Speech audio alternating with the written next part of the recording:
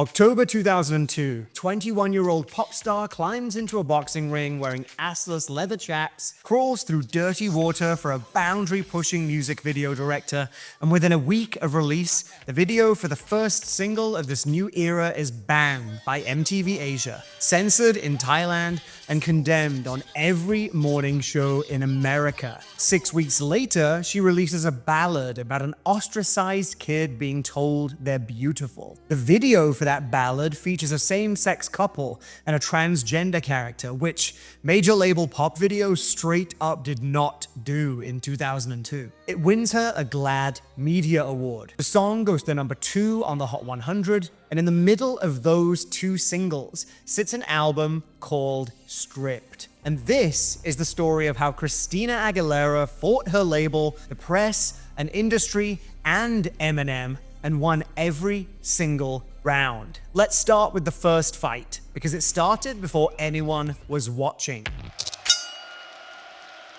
In 2009, Christina's self-titled debut didn't just succeed, it made her one of the most valuable assets on RCA's books. Genie in a Bottle went to number 1 and stayed there for 5 weeks. The album sold over 8 million copies in America alone. She beat Britney Spears, Macy Gray, Kid Rock, and Susan Tedeschi to the 2000 Grammy for Best New Artist. Oh my God, you guys. By every measure the industry uses, she was a flawless, well-behaved cash printing machine. So the label did what labels always do to a flawless, well-behaved cash printing machine. They ran her into the ground. September 2000, less than a year after her debut, RCA released Mi Reflejo, a Spanish-language record mostly drawn from her existing material plus a handful of new tracks. 6 weeks later, in October 2000, they released My Kind of Christmas, 2 full albums inside 6 weeks. A holiday cash grab on top of a translation cash grab. It's the kind of release schedule a label only does when it thinks the artist is a moment, not a career. And while all of this is going on, Christina Aguilera is 20 years old, on tour, and absolutely furious. She knows what's being done to her. She knows the schedule isn't serving her career, it's serving her label's quarterly numbers. And she knows the man positioned at the center of it,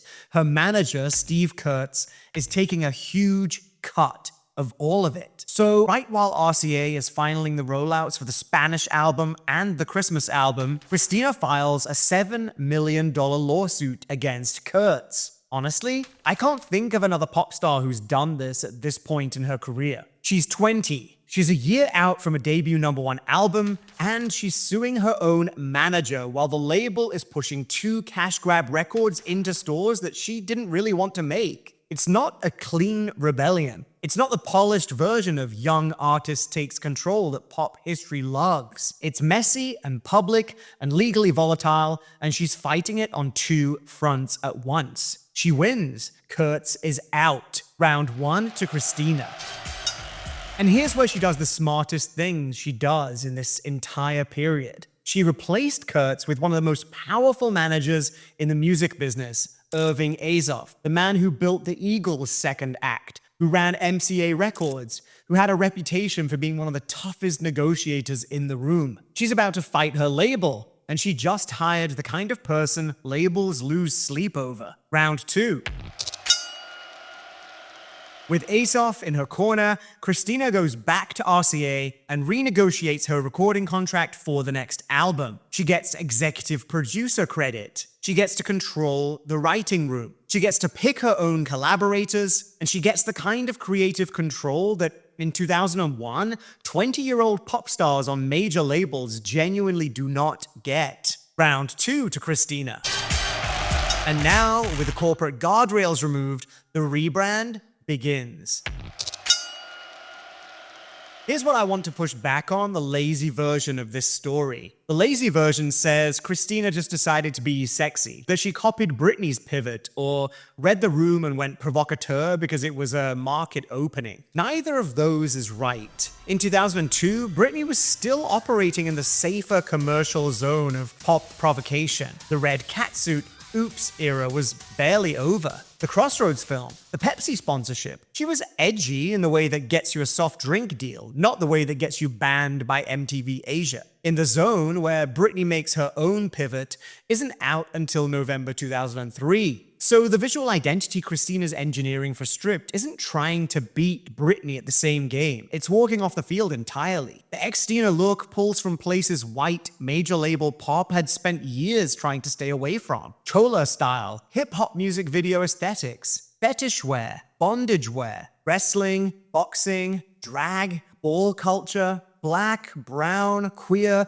working class. It's a complete rupture. I'm going to be gritty. I'm not going to be your dream girl. If anything, I want to be a nightmare. I want to have my own feel and vibe, and I don't care if it fits your standards or not. And it works because it makes the lazy press shorthand of Britney versus Christina completely impossible to draw. Once you see this, you can't compare her to Britney without sounding ridiculous. And that was the point. Round 3 to Christina.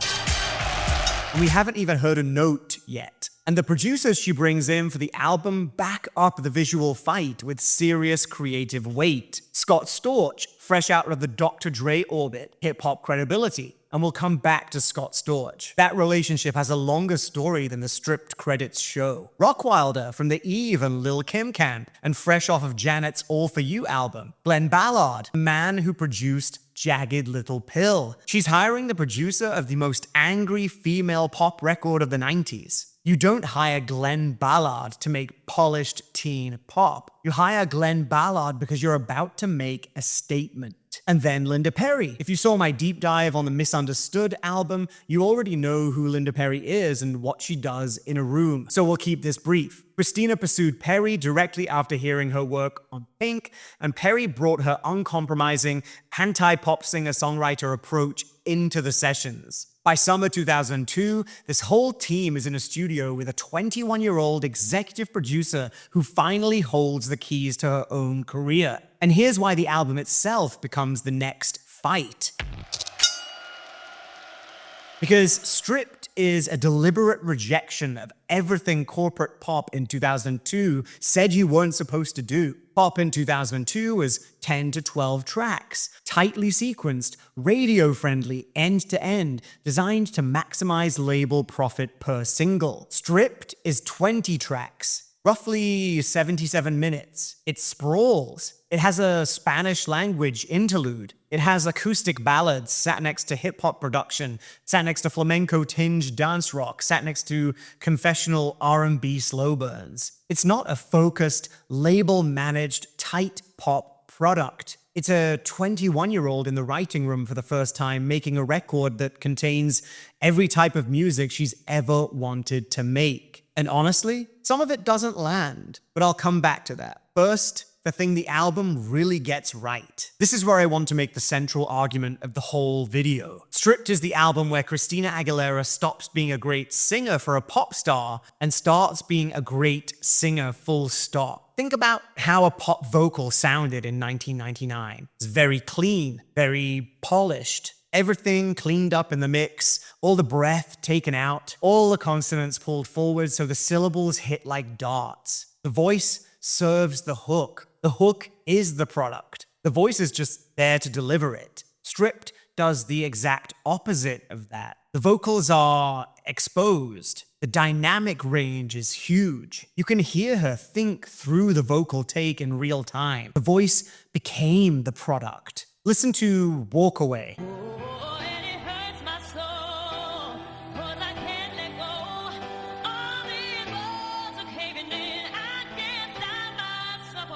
Glenn Ballard production, again, a 6-minute slow burn ballad about staying in a relationship you know is poison. Christina starts the track almost whispering. First verse, conversational, barely above a hum. And by the bridge, she's tearing the roof off. The gap between how she starts the song and how it ends is enormous. And that's not a teen pop choice. That's the kind of choice Alanis made on You Oughta Know and Mariah Carey made on My All, letting you hear how big the voice actually is and making you wait for the payoff. Now, here's a really interesting thing about how Christina Aguilera sings on this album. She's one of the great melismatic vocalists alive. The runs, the riffs, the ornamental phrasing that comes out of Aretha and Whitney and Mariah. She can do all of it at the level of any pop singer of her generation. And on Stripped, she does some of it, but not as much as you'd expect. Because here's what happened in the studio with Linda Perry. When they were tracking Beautiful, Christina did what Christina does. She started ad-libbing all over it. She started ornamenting it. She started reaching for the big notes, the big runs,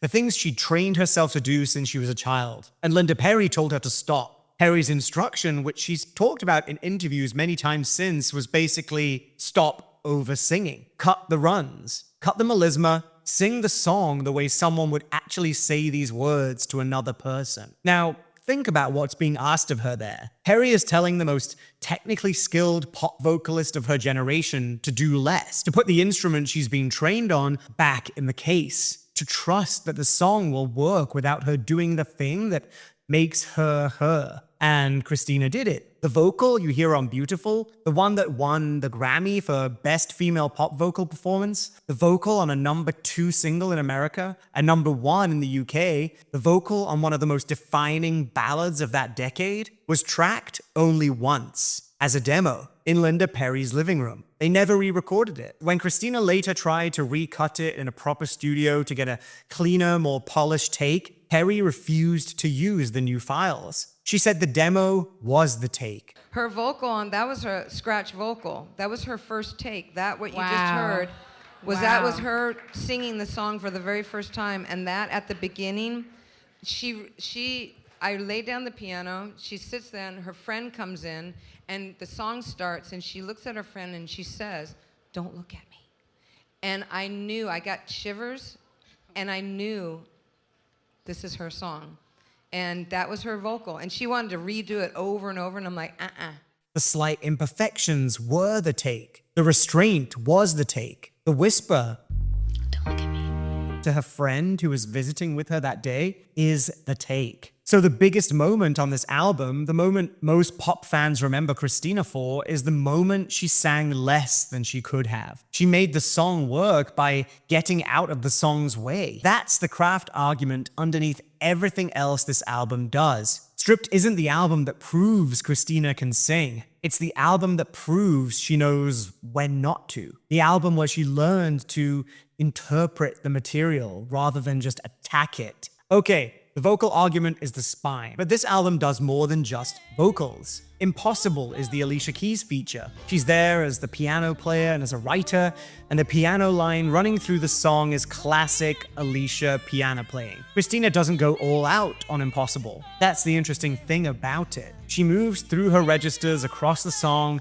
sitting low and conversational in the verses, lifting into fuller belted moments where the song earns it, pulling back again into something softer and jazzier. It's an R&B inflected vocal, all phrasing and placement, the kind of singing where the restraint is the skill. A belter's instinct is to take a song like this and blow the roof off of it. Christina didn't do that. She lets the piano carry the weight and sings around it, trading the big moments for the right ones. When she does lift into the belt, it lands as a choice, not a reflex. And the piano underneath it is Alicia Keys, who just won 5 Grammys in a single night for songs in A minor. Over one more time, because the background say impossible. Oh, it's impossible! And then you can come in with the, oh, it's impossible again. Oh! Well, that still sucked, but it's better. Some people are really difficult to work with. It makes everything flow so much easier when everyone's just cool about listening to each other's ideas and opinions and being open-minded. You can keep that one and I'll just do another, try to execute just a little bit better. Yeah.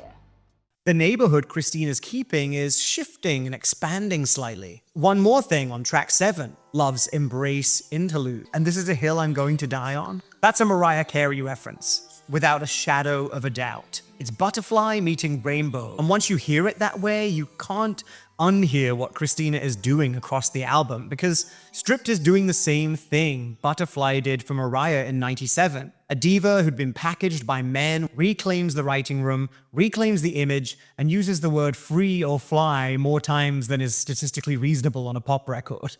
Mariah did it coming out from under Tommy Mottola at Sony, and Christina is doing it coming out from under Steve Kurtz and the Genie era branding at RCA. Different label, same play. Christina knows it. The interlude is the receipt. Cruise is the moment the album shows you it's not only a vocal showcase, it's an emotional one. A confessional song about packing up everything and driving away from a place that hurt you. The vocal has no protective layer on it. You can hear her crack on one line, and they left the imperfection in. And here's a fight on this album you never knew about unless you were paying attention to UK pop in 2002. Make Over. The song's about reinventing yourself, which is on theme for the whole Stripped album, but Makeover leans a little too hard on someone else's record. The Sugar Babes' 2000 debut single, Overload, from the original lineup, Keisha Buchanan, Mutia Buena, and Siobhan Donaghy, before Siobhan left, before Freak Like Me broke them in America, while they were still a UK and Europe only thing. I heard it at the time, and I would tell anyone who would listen.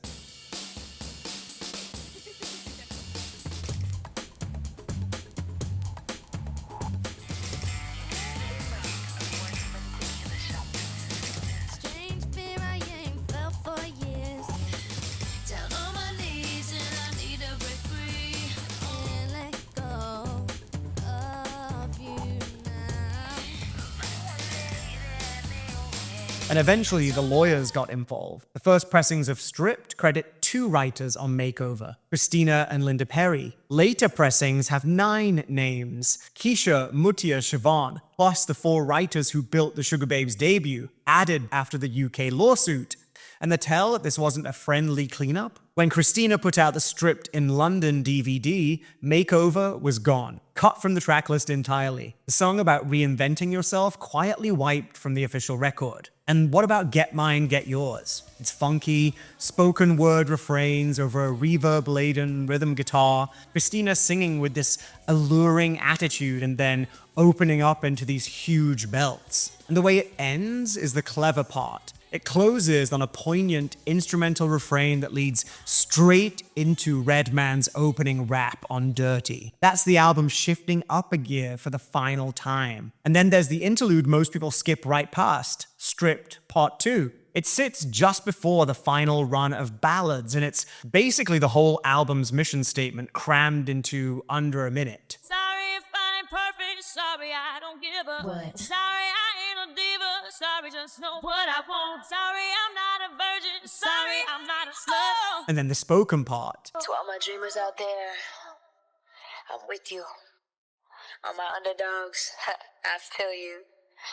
Lift your head high and stay strong. That's the thesis of this entire record, sitting on an interlude that doesn't even get a proper track listing in most people's memory of the album. That's the kind of album that Stripped is. The big statements are buried in the small moments. Now, a word about Stripped as a whole. It's 20 tracks, as we said. It sprawls. If you took it to a producer in 2002 and asked them to tidy it up, they'd cut it down to a lean 14 and call it All the Better record for it. And they'd be wrong. Because the sprawl of Stripped is the point. Stripped isn't a curated greatest hits in waiting. It isn't intended to be that polished pop product. It's somebody's first real album, the first record Christina actually wrote, the first she actually co-produced, the first one where every track on the sequence was a track she wanted to be there. You don't get an album like Stripped from somebody making the tight, safe, label-approved version. You get it from somebody putting everything she has on the table because she finally can. And that's the trade. And it's also where the album draws the actual Britney Christina line the press kept getting wrong. The lazy shorthand of 1999 to 2002 said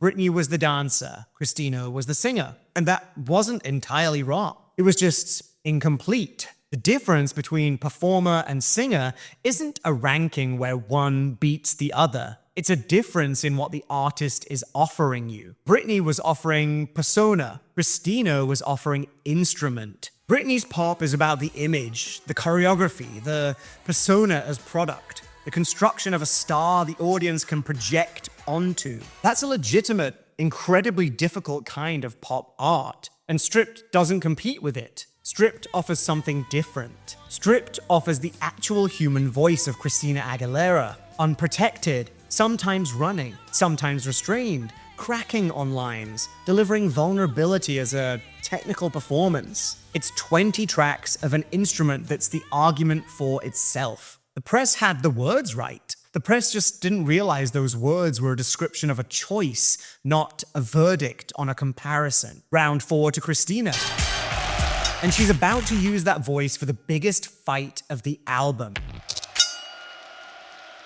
The fifth fight on this album is the one almost nobody tells properly, and that's because pop history has decided to be polite about Eminem. I'm not going to be polite about Eminem. Here's what actually happened. Late 1999, early 2000. Christina is 20 years old. She goes on MTV and makes a passing comment about Eminem and his wife at the time, Kim Mathers. Something to the effect of acknowledging he's good looking, but pointing out, based on Eminem's own lyrics about his own lifestyle, that the marriage might have some issues. It's a joke. It's a young pop star on a TV show built for off-the-cuff moments. I heard he's married now.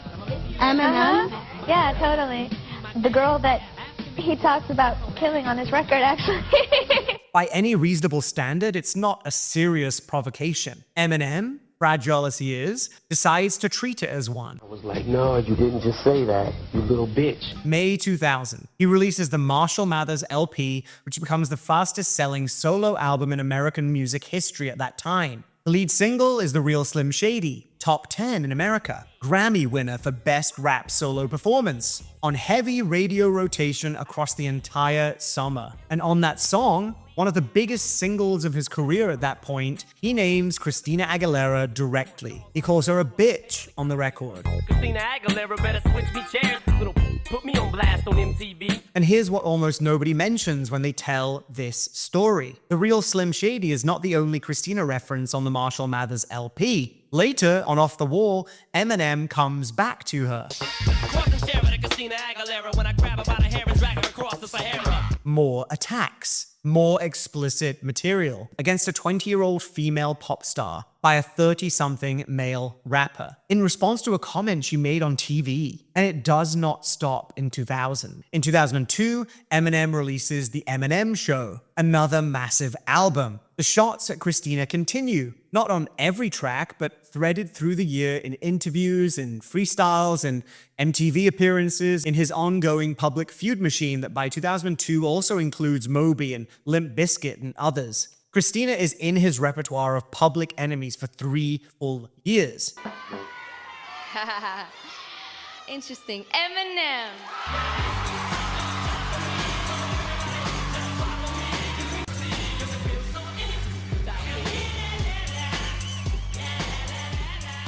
Picture being 21 years old, running a major pop career, trying to build a credibility argument for yourself as an artist. All the while, one of the most successful rappers in history is calling you a slut on his records by name, on a sustained basis across multiple albums. The standard pop response is a dignified silence. The diplomatic response is, I just feel sorry for him. Christina chose neither. July 2003, Can't Hold Us Down arrives as the 4th single off of Stripped. Christina co-produced the track that picks the fight. And she recruited Lil Kim, who by 2003 was also in Eminem's repertoire of public targets. Different beef, similar mechanics, public, on record, and vulgar. Lil Kim, by this point, is a hip-hop star in her own right. Post-hardcore, post the notorious K.I.M., one of the most visible women in rap. So you've got 2 women who'd both been on the receiving end of Eminem's sustained public attacks on a pop record, co-produced by Christina, making a song specifically about the double standard where a man can build a career on calling women names in public and women are supposed to just shut up and take it. The verse on calling a woman a slut versus what you call a man who does the same things, that is not a general feminist talking point. That's Christina answering 3 years of explicit attacks by the biggest rapper in the world without ever saying his name on tape. The Lil Kim feature isn't a feature, it's an alliance. 2 women who knew exactly what they were responding to, saying it on a pop single together. The song gets a Grammy nomination for Best Pop Collaboration with Vocals. A 22-year-old pop star took on the biggest rapper in the world on a pop single, got Lil Kim on it for backup, co-produced the track, and got the industry to nominate her for an award for it. Round 5 to Christina. Now, the sixth fight, US radio. Dirty featuring Redman dropped in October 2002 as the lead single from the album. In America, it peaked at number 48 on the Billboard Hot 100. For an artist coming off of 4 consecutive top 3 hits, the industry consensus is immediate. She's tanked her career. Except she hasn't, because Dirty wasn't trying to win at American radio. In the UK, it goes to number 1 in Ireland and Scotland, top 5 in Australia, top 10 across most of Europe. The song that flopped on US radio established Christina in the markets that carried the album for the next 2 years, and the chart number is only half the story of Dirty anyway. The other half is the video. David LaChapelle directed the Dirty video, and it became one of the most discussed music videos of 2002. Welcome to day 1 of the Christina Aguilera video, Dirty. I'm your host, David LaChapelle, and I'll be taking you through all the things I know about dirt and filth. And here's the part most of the coverage of Dirty gets wrong. Dirty wasn't a misstep. Dirty wasn't a single that flopped and accidentally took the rebrand with it. Dirty was a controlled demolition of Genie-era Christina, detonated at the exact moment the rebrand needed it to detonate. The damage to the radio campaign was a known cost. The damage to the previous version of Christina was the actual product Christina was selling. I think it's a different Christina than what people have been seeing, you know, because I was never good at the America's Sweetheart thing. I got so fed up to the point where it's like, I cannot do this anymore. Like, I just wanted to, and that's why it's costume. I got to strip it all down to just me. So, and I feel like I've shed my skin, and I'm allowed to do that now, you know? MTV Asia banned the video, Thailand banned it outright, American talk show hosts spent weeks debating it. Parents wrote letters to MTV. Whether you loved it or hated it, you saw it, and you had an opinion about it. And that meant by the time Beautiful arrived in December, the rebrand had already happened. The audience was primed to take the ballad as a different artist's ballad, not a teen pop star's pivot single. Beautiful, I fell in love with when I heard it. Actually, one of the only songs I did not write, but I related to so much, and I felt like so many people could relate to, that I had to include it on my album, and it fit in so well with a lot of the positivity that I was going for on my record. Written Melinda Perry, amazing, and it's one of my favorite songs that I'll share with everybody today. Nobody in the world could sing this particular song better it's a than simple you. song, actually. Beautiful released in December 2002, and it reached number 2 on the Billboard Hot 100, held off of number 1 by B2K and P. Diddy's Bump Bump Bump. Yes, really. The defining ballad of self-acceptance of the early 2000s was kept off of number 1 in America by a B2K single. The track goes to number 1 in the UK. It wins the GLAAD Media Award, and it does the thing the album really needs it to do. It becomes a song people use. Pride events, weddings, funerals, school assemblies during Anti-Bullying Week. By 2005, it's being covered on talent shows globally. By 2010, it's become a karaoke standard. And by 2020, it's on every list of songs that defined the 2000s. 3 years from release to standard. That's not a hit single. That's something much more rare. Fighter follows in March 2003 with Scott Storch production, and it peaked at number 20 in the US. Lower than Beautiful, but more than double Dirty's US peak. This is a song that gives the album its second American life. The Beautiful saved stripped narrative is true, but incomplete. Fighter is really what kept it alive. It became a radio staple, round 6 to Christina. The seventh fight is the one that took 20 years to win, and that was the critics. Let me tell you what 2002 critical reception of Stripped actually looked like. Most contemporary US press was lukewarm to dismissive. Rolling Stone gave the album 3 stars and complained Christina was a singer in need of a producer who could rein her in. Robert Christgau dismissed Dirty in a single sentence. Pitchfork didn't even bother reviewing it at all, which in 2002 was its own kind of verdict. Indie rock-coded press treated Stripped as not worth engaging with. Major US dailies flinched at the visual rebrand and read the vocal performances as evidence that she was trying too hard. The UK and European press were warmer, but mostly framed the album as an interesting commercial gamble, rather than a major artistic statement. The consensus in 2002 basically was that Stripped was a noisy provocation that happened to contain a really good ballad. And then the reread started. By the 10th anniversary in 2012, the same outlets that had flinched in 2002 were running pieces rereading the album as ahead of its time. The Dirrty video, which had been read in 2002 as a teen pop star degrading herself for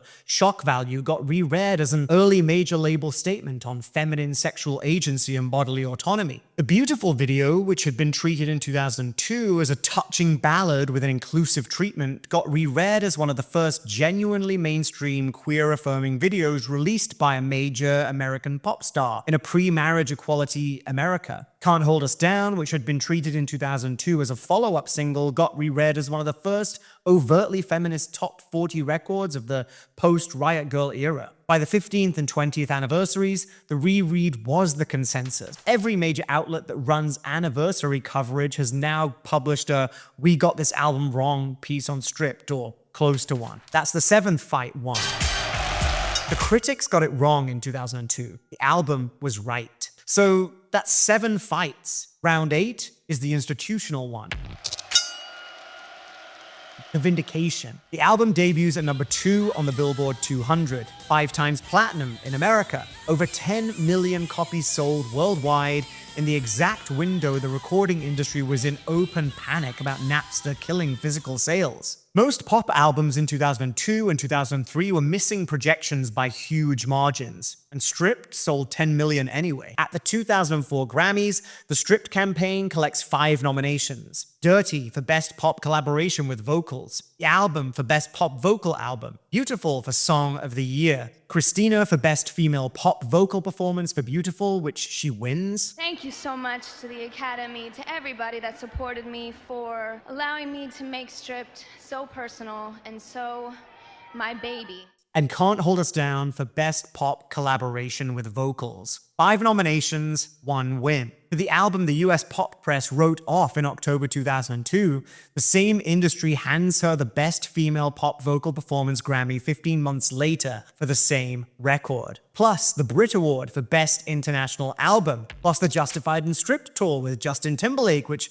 grossed over $31 million across 45 cities, plus the solo Stripped tour, 37 dates across Europe, Asia, and Australia, plus a body of music videos that reset the visual vocabulary of the pop star self-presentation for the decade. And here's the long-tail vindication of one specific fight. Scott Storch produced 4 tracks on Stripped, including Fighter and Can't Hold Us Down, the songs that gave the album its second life and sharpest political statement. After Stripped, Storch went on a tear, producing for Beyoncé and 50 Cent, becoming, for a stretch, one of the highest-paid producers in pop and hip-hop. But the working relationship with Christina broke down publicly. Storch went on the record talking about credit and money disputes from the Stripped sessions, suggesting Christina hadn't paid him properly for what he'd contributed. Christina didn't respond in interviews. She responded on Back to Basics. Track 8 on side 1 of Back to Basics is a 90-second interlude called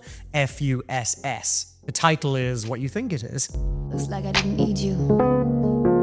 Still got the album out.